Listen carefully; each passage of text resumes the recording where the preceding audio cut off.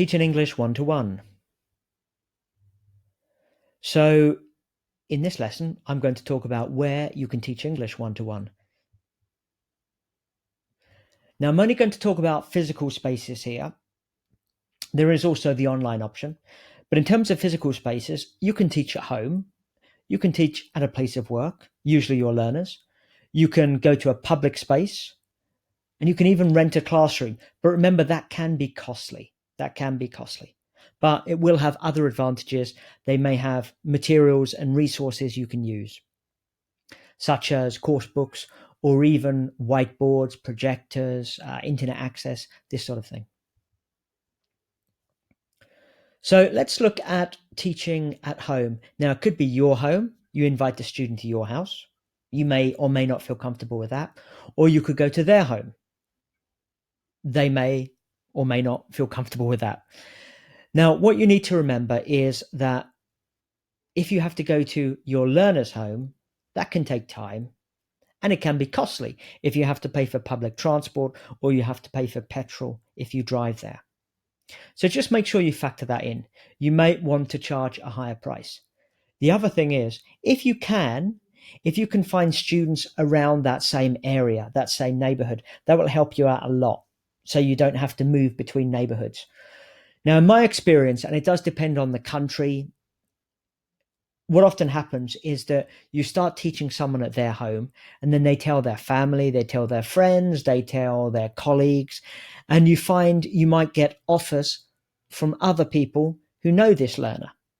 Okay, so you build up this little network of learners, and often they're based in the same neighborhood. So that makes it really convenient for you. You could even think about going from 1-to-1 classes to 1-to-2 classes, or you may have 3 students all learning at the same time.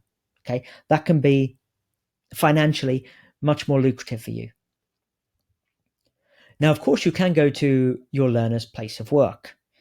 Now, an office in many ways is an ideal place for your learner because they can have the class before they start work, or they can have a break during their working day, or at their lunchtime, or after they've finished.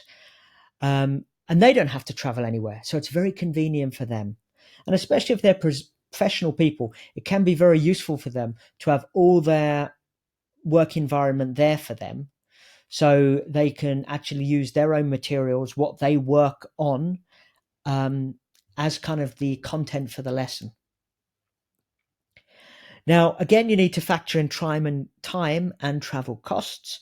And just remember that sometimes companies can have quite strict regulations about using their internet.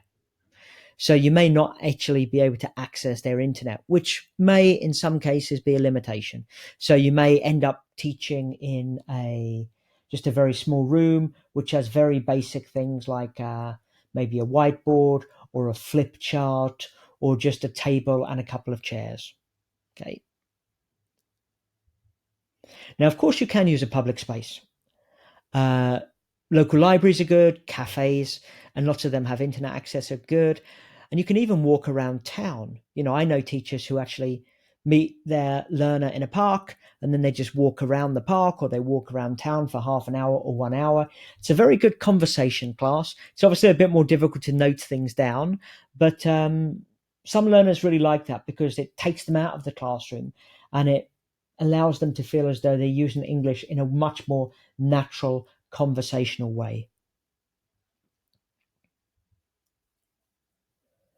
So basically, when you teach face to face, it does help if you can find a quiet and comfortable space. And just remember that you have to consider travel costs and time. Some businesses will pay you a lot of money just to teach one person in an office. And if you have to travel to a business park on the outskirts of town, that can take a long time. Of course, what sometimes happens is that you get a business class and you teach someone in the company, and then they know other people in the company who want to learn English. And so you end up having 2 or 3 classes.